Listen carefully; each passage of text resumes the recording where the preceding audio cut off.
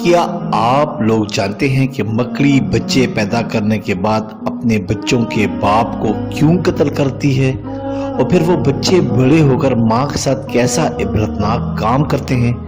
ایک تحقیق کے مطابق مادہ مکڑی بچے دینے کے بعد بچوں کے باپ کو قتل کر کے اپنے گھر سے باہر پھینک دیتی ہے۔ پھر جب اس کے بچے بڑے ہو جاتے ہیں تو اپنی ماں کو قتل کر کے گھر سے باہر پھینک دیتے ہیں۔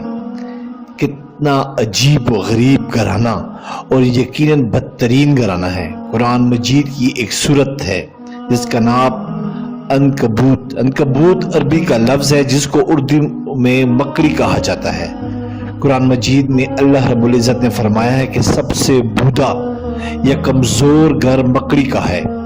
قرآن کا معجزہ دیکھیں، کتنا عجیب و غریب گھرانہ اور یقیناً بدترین گھرانہ ہے کہ سب سے بودا یا کمزور گھر مکڑی کا ہے۔ قرآن کا معجزہ دیکھیں، ایک جملے میں ہی اس گھرانے کی پوری کہانی بیان کر دی کہ بے شک گھروں میں سے سب سے کمزور گھر عنکبوت یعنی مکڑی کا ہے۔